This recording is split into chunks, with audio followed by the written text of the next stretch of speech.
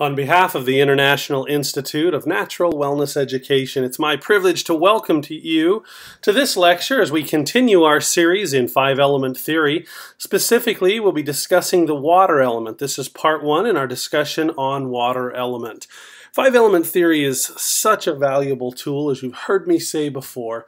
It's something that goes way beyond just understanding how to use herbs and nutrition to impact the body, but really reaches into all areas of humanity, as it helps give us a better understanding of why we do the things we do, what motivates people, why we react the way we react.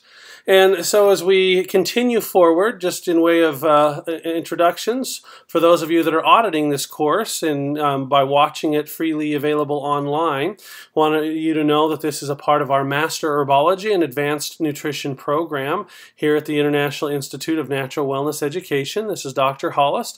And by proceeding and viewing any portion of this lecture, you agree to the following terms, including that all information statements that are provided in herein have not been evaluated by the Food and Drug Administration, are not intended to diagnose, prevent, treat, or cure any disease, are for informational purposes only, and by proceeding you agree not to attempt to apply any principle or practice outlined herein unless you are otherwise licensed to do so. So as we mentioned, this is a part of our Master Herbology and Advanced Nutrition program. We invite you to visit us online at knowyourwellness.org. And remember to subscribe and like us on Facebook, so as we post new videos that we're making freely available, you'll be able to access and have those freely available to you. We do want to let you know that we're unable to discuss in post, in email, any medical or personal health questions. I just can't stress that enough. We get people that often will ask us, I have this condition, what element does that mean? It doesn't work that way. And I'm not saying legally, I'm saying the body. We have a really an uneducated might be a better way than misunderstood, an uneducated perception of how the body functions in our society. We have lived, for most of us have grown up in the modern medical age that does amazing things at saving lives every day. But their focus is finding a group of symptoms and then coming up with a drug or surgical or some sort of intervention to stop that group of symptoms, which is often very, very useful. But natural medicine works from a completely separate perspective. It's not just about substituting a herb for a drug to get a symptom to stop. It's really about addressing it from a whole different mindset, and that mindset is balance, balance in everything, and really looking at the genesis or the origin of this imbalance that started in your body with this belief that your body has an innate intelligence, and if we can provide it with all that it needs to be nourished and healthy, it really can be vibrant, vital, and healthy. And so because of that, it isn't as simple as saying, I have this medical condition, what herb would substitute for my prescriptions? That isn't how the body works. We're looking at things from a whole different perspective. So I really encourage you, for those of you that find this very fascinating, please consider being a part of a formal program. Look at what we do at knowyourwellness.org. If that's a fit for you, we would love to have you a part of our programs with the over a dozen professors that teach for us, and you have a specific clinical advisor to work with and really have some unique things we do. But if it's not our program, then find another one out there that fits your paradigm, that fits what you're looking for. But please, I just can't stress this enough. Don't assume that if you read a book here and a few videos there that you're going to be able to put it together.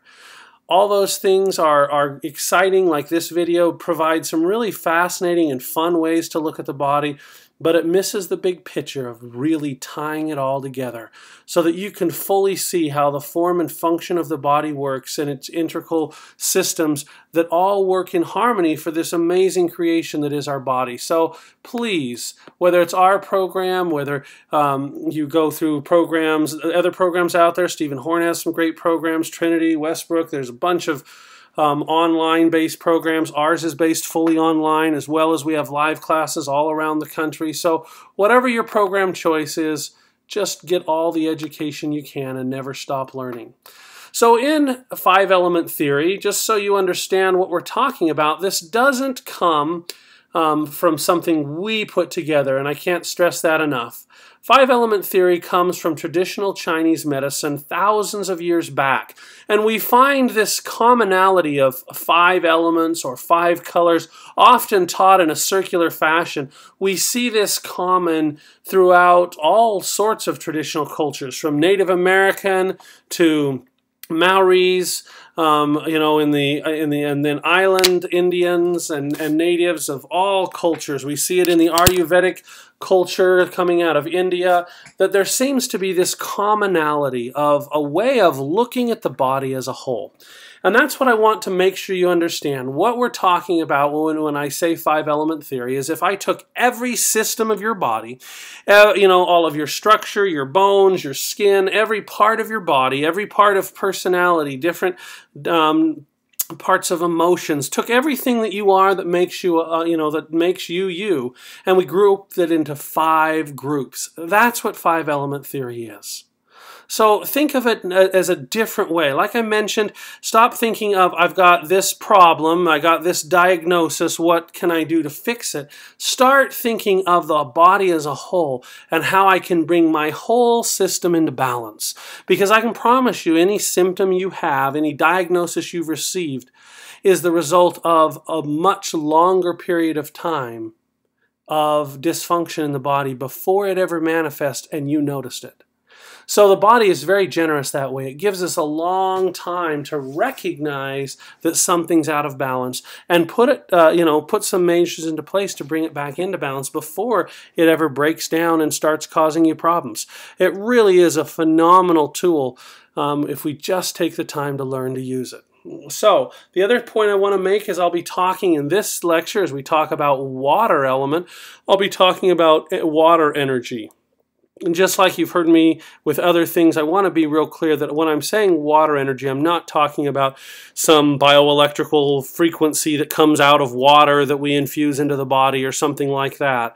I'm talking about all of these systems. So if I zoom in here for you, all of these systems that make up the water system, all of these things down the side here, all of this, those together make up the water system. And so when I say an increase in water energy, I just am referring to all of these systems being more active. Not necessarily hyperactive, but more active or less active. So that's what we're talking about when we talk about an increase of water element. Now, in our discussion today, we're going to talk about two major things. We're going to talk about your dominant element, and we're going to talk about how to balance the elements. Everyone has a dominant element, just like you've heard people talk about personality typing or other ways of categorizing people.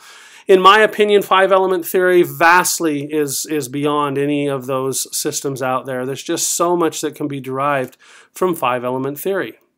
But with that, you've got to understand it. So when we talk about a dominant element, understand that everybody has one. Sometimes it'll be harder to recognize people because recognize their dominant element because they might have a dominant element, but because of life's circumstances, they've been forced to manifest other parts of their personality. And so sometimes it doesn't seem as clear as it does for other people.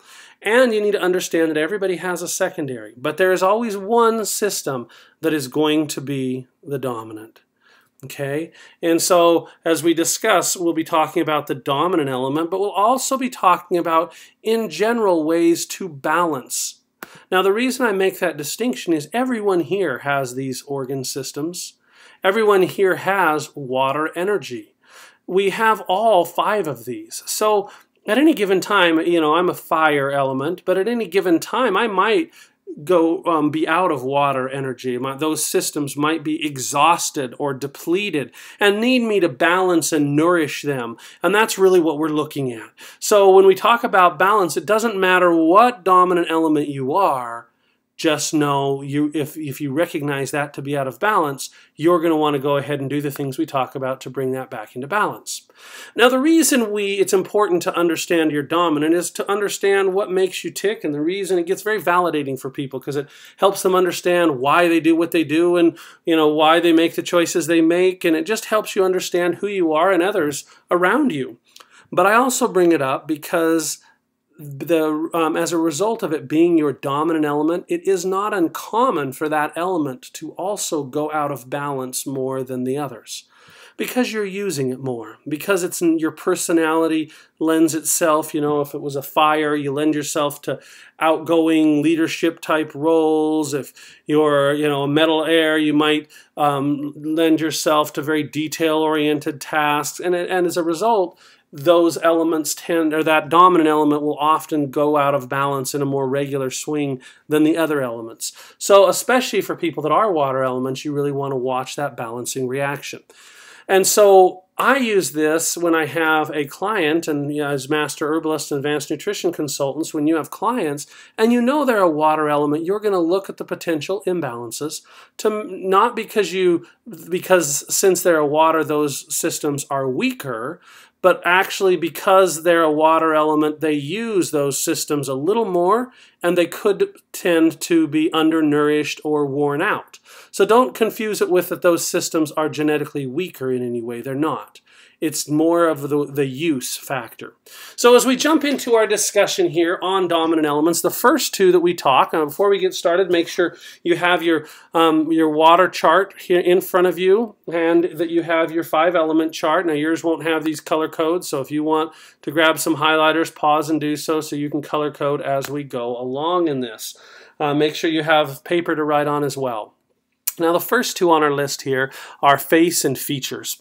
We will have a head, or you have a head after finishing these in a couple of months. You'll have a complete section just on face analysis that will talk about assessing, based on someone's face shape, assessing their dominant element, whether they're a water or a fire.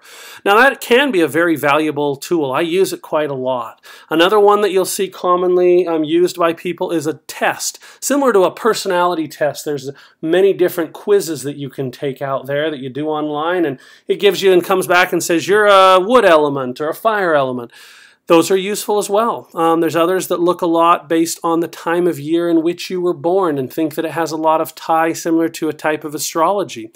All of those can have merit and use, but I want to caution you to never fully trust any of them. That's why, in my opinion, it's better for people to actually understand the elements. Then it'll be easy to make that assessment. Because in every live class I teach, there's someone, it seems, that has taken a test and says, wow, I'm supposed to be that, but when I read through it, that's not me. So my answer to that is then the test is wrong.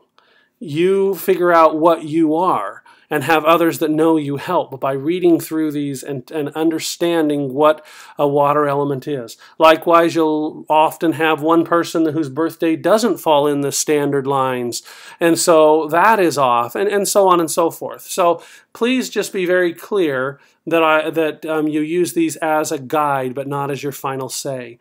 Now, on water elements, their face are very noticeable, similar to fire, that have the angular shapes. And you'll hear me often refer in this lecture to the difference between fire and water because they're two sides of this balance of yin and yang, or male and female, or wet and dry.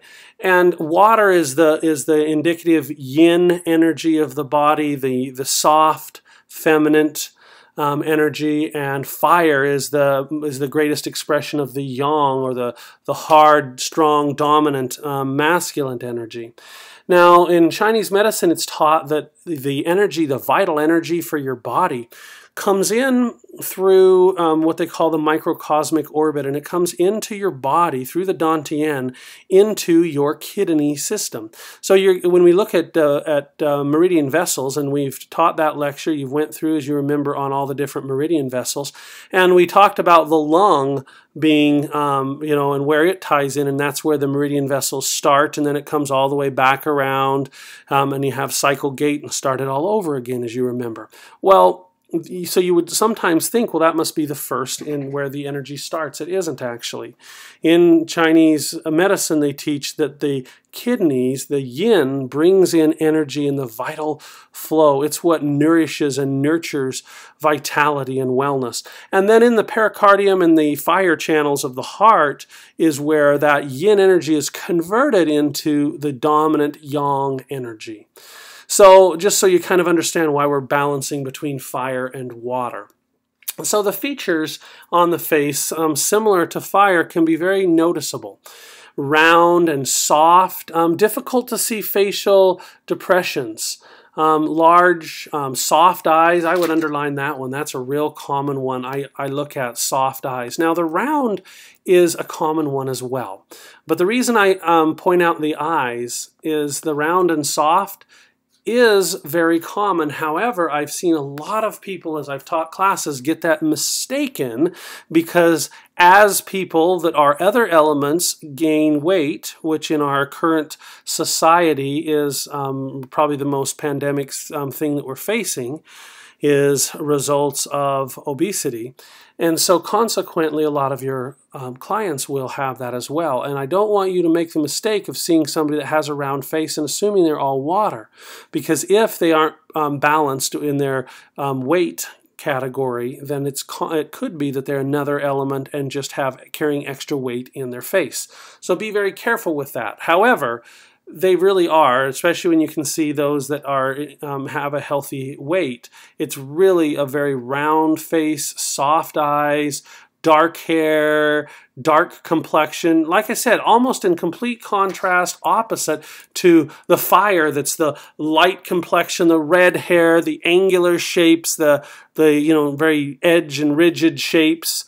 The water is the opposite. It's soft, it's flowing, no big depressions. Remember, metal air has kind of fine skin and refined features, but they're still, they're still noticeable. You can still see them. So again, we'll talk more about that in coming lectures. But let's talk about mannerisms, because wow, if I was going to say one thing I recognize waters, it's usually not as much in seeing them as in being with them, and I notice how quiet and gentle. They're the ones that all the friends, go to them to listen to. They're good listeners because they just listen. Actually, a lot of them end up in counseling as a common profession for really dominant water element individuals because of that quiet gentleness. It just eases people. Have you ever sat by a river, you're camping and you happen to pitch your tent in earshot of a nice little stream of water, where I'm up here in Idaho where we get to enjoy that on a regular basis, and you're laying out there peacefully under the stars and you just hear that quiet sound of water, and it's quiet. It's not a dominant sound, but it's very calming and reassuring. Water energies have that effect on people. So people that are real dominant are going to be the ones that people feel secure in. They're the quiet, gentle. They're opposite to the fire being at the front of the room. They're not at the front of the room, but they're just the ones that people feel secure with. Their energy, flowering, free, clear. Free is probably one of the greatest expressions. They're, again, being very gentle. People feel very free to share things with them. For those of you that are a fire, you can attest. You've probably had friends and family share things with you, or excuse me, not a fire. And for those that are water, you can attest at how often people have shared things with you that you didn't ask them to share with you. They just shared it with you because you made them feel calm, and they could see you were a good listener, and you just were quiet and gentle, and they wanted somebody to just listen. That was you. So very common energies that you'll see. Now with pathology, I never use it as an assessment, meaning that if someone came in and had something like edema, as we see right here, I wouldn't say, oh, you must be a water element. No, because it doesn't work that way. What it is useful for. Now, it doesn't mean I'm not going to consider that, but I'm going to independently assess what their dominant element is, as well as what their key element, operator elements, and cascading elements are, as we've talked in other lectures. So when I understand that dominant element, which is going to be useful because I would say in about half of my clients on average, I would bet over half of them, their dominant element is also the key element that was out of balance that caused the cascade in all their health problems. So it's something I look at. But again, what I'm going to use this for is if I have a client that's a dominant water element, I'm going to always, when we're talking, I'm going to make sure to bring up things like bones and teeth and hormone levels and water levels. Not in that I'm asking them, is this a problem, but rather making sure as a good master herbalist that they're getting proper amounts of the minerals and nutrients that would ensure that those systems of the body are nourished. Hypertension is all water-related things. Think of this as the governing of all water. And we'll talk about hearing disorders in a minute, but they're very commonly tied. But as we talk about water, hypertension, edema, let me move this up so you can see that a little. Now this will get worse when they feel stagnant. Waters need to be flowing and moving. If they're stuck in a stagnant situation, that's when I'll more commonly see some of these pathologies starting to manifest. The skin blemishes, low back problems. Now, you've been through enough anatomy and physiology to know, low back problems. The reason it's actually a real common thing is people think they have low back problems, but especially when that back problem isn't in the center of their back, but more radiating out. Oftentimes, as they go talk to their healthcare professionals, be that their chiropractors or medical doctors, it'll actually be a weakness in the kidneys. Now, it isn't saying you have kidney problems. It's just saying that your kidneys are overworked. They're tired out. They're sore. So again, we would make sure they have enough minerals and all of the right elements to properly be nourished.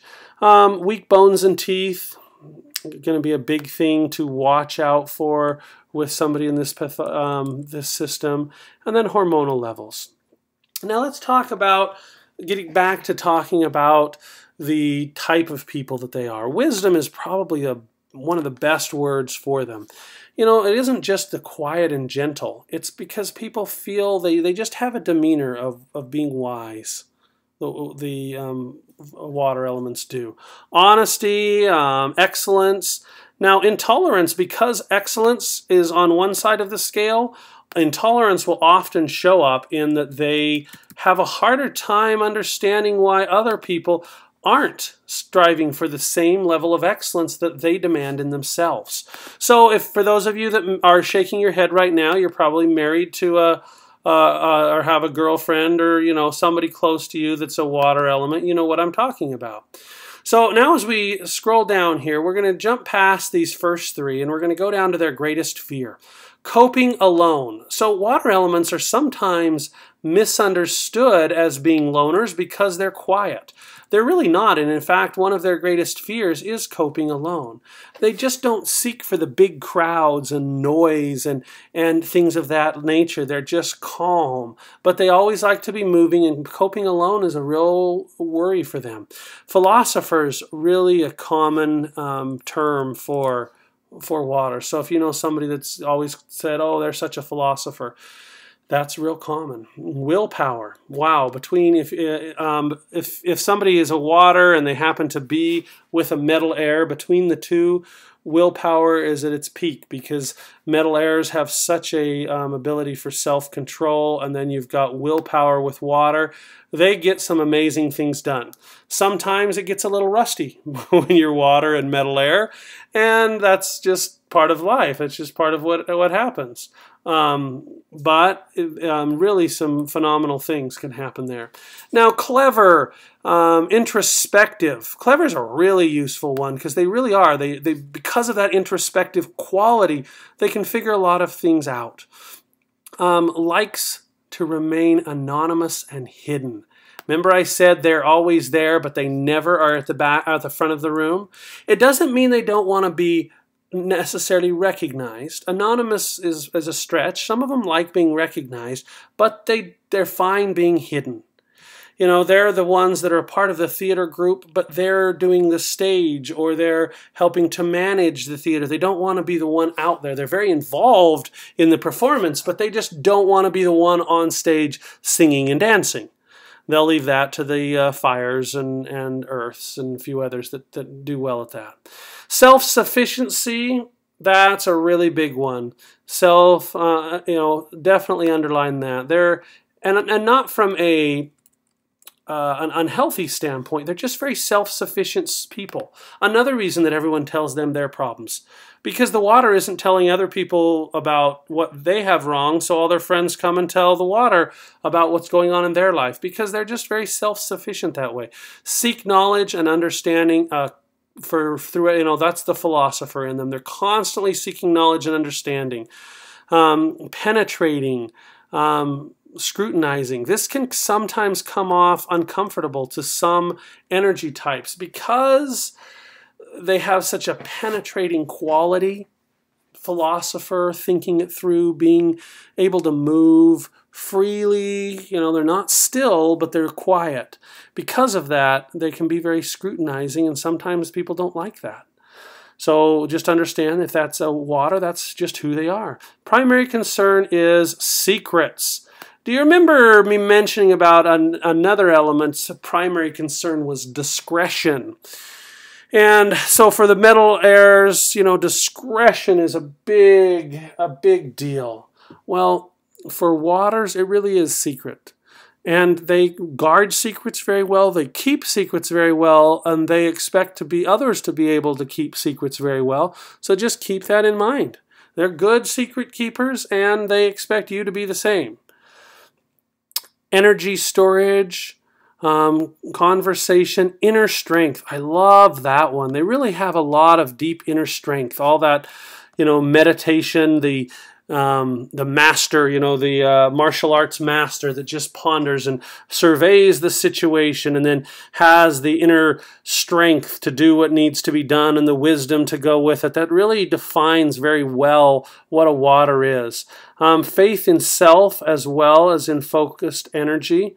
So they have a lot of confidence in themselves. Achievement of goals, boy, can they get some stuff done. They really have that ability. And sometimes not a lot of patience for others that don't. Have a friend that's a water and a fire, and tends to be a contradiction in terms because of that balance of achieving the goals, but then a fire constantly creating new projects, and it's an interesting combination. Seeking knowledge and understanding.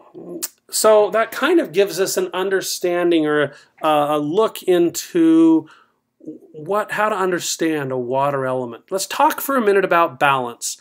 So if we go up here to this section under emotion, and we're going to talk about these three right here. I always suggest that when you're reading these to people, this is the one I use most when I'm asking somebody, and talking to them, and I will say something to the effect of, I think we're probably a dominant water element that helps, and this helps give me some insights into physiology and how your body works. And so I'm going to read some of these and see if this relates to you. I usually will start with this section right here. The other thing that I'll do is, if I'm going to read them these energies, emotions, I always start with this one right here. Start with, that goes for everybody. Just start by telling them, I bet you have a lot of courage, wisdom, awareness, very prepared, has reserves, those things. And that way they'll, yeah, that's me. But then I'll come back with, however, when things are out of balance, and this again goes for not just dominant elements, but when any of us are out of balance with water energy, one of two things will happen. Now, if our life has not given us enough opportunity to be clever, to use our wisdom, to strive for excellence, if life is not affording us opportunities to express that inner strength and self-sufficiency, then what happens is that water energy builds up. Remember how everything is balance. So in those cases, we're going to start having an excess of water energy. which then starts getting into the phobic, paranoid, hypervigilant. That self-sufficiency can start to become overwhelming to a hypervigilant, unable to be reassured, lustful, jealous, manipulating. Those are real serious things that can come. And so again, by helping someone understand that that's just an imbalance of energy, they can start realizing, so I've got a little excess of this water energy. I need to do things to help have an outlet for that. So get to parts of your life that can be free and flowing and not stagnant, and find ways to do things, but still remain anonymous and behind the scenes, and go through the things we've talked about. That's going to be really, really helpful for the person that is experiencing those emotions that like I said, jealousy, manipulating can be really serious things. On the other side, for maybe you really are known for your wisdom. You're known to be the good listener. You're known for all of those things we talked about. So you use that energy a great deal. This is where I end up more often with my fire energy. I'm known for that. And so often I will actually run out of the fire energy. It's not that because it's my dominant I have too much. So this will also happen, especially for dominants, is that they might be deficient. And they start to become reckless and just not as responsible as they normally are. That hypervigilant can go either way. That's really a noticeable one with water elements. So regardless of whether you're a dominant water or not, when you start to get almost to that paranoid, hypervigilant state about things, really look and see if maybe your water element isn't out of balance. Wasteful of resources, live in the fantasy, withdrawn. Those are real key noticeable things. Living in kind of just a fantasy world, being very withdrawn, those are all very common. So that kind of gives you an idea on the emotions that can be for anybody, whether you're a dominant element of that or not. Just keep those in mind. And then once you recognize those, now that you understand the actions of a water element, you can go find the hobbies that are going to help. We've actually put some of them down here under healing reactions. Bathing and swimming, that's no joke. Walking along water, having a little waterfall, one of the desktop waterfall things in your room. Water does a lot for balancing water elements. It really does. Meditation, remember the need to be quiet? They just need quiet, often. Making soup, again, not as much for the eating of it, but that process of blending and mixing and making the wonderful soup. Neither too much or too little fluids. Okay? And you remember when we talked about fire, the one extreme of the masculine yang energy and delighting in passion and intimacy, and that being stimulated is an important part to a fire energy. And so they're very passionate, not just in life, but also in their love life, very passionate. On the flip side, waters also are very passionate, but when that water element, this goes for anybody, regardless of what dominance you are, when that water element is really out of balance, it's a good time to have a moderate love life, because the act of passion, making love or other passionate activities, really bring on that yang fire energy that burns up or uses up all of your water energy. Fire dries up the water. And so those are times to be a little more calm and have a moderate love life is the best way I can put it right there. Knees and back exercise, again, that's just parts of the body that are affected. So now when we talk about foods, the foods to build seaweed is, if we toggle back over here, do you remember as we're looking at the water element, adrenals, water, all of those elements are right in there. Well, with that, all the water, vegetation, seaweeds, naturally salty foods, fennel, celery. The salt it helps that balance of water, the sodium-potassium levels. So those are all really useful. Warm fluids. Now, foods to avoid. Remember, water is also cool, so you don't want to cool down more. So cooling foods or cooling drink is not what you want when you're trying to balance water. Or excessive saltiness. You can, throw it out of balance. You just want the proper amounts of dietary potassium and sodium so that and electrolytes in general, so that your intra and extracellular fluids are able to balance that pressure that allows for proper cellular detoxification and then the lymph system removal of those toxins. So that kind of gives you an idea of things to balance. Of course, we have the whole lecture that you'll go through coming up that'll be just on nutrients and supplementation for each of the elements. But to begin with, if you start to understand what these elements are, what it means to be a water element, a lot of it will become naturally make sense to you, because you'll understand what the elements are and you'll understand what they need. So stick with us for part 2 that's coming up in just a second. We're going to go ahead and spend some more time in-depthly talking about the different body systems. So don't miss that. Stick with us. We'll be right back.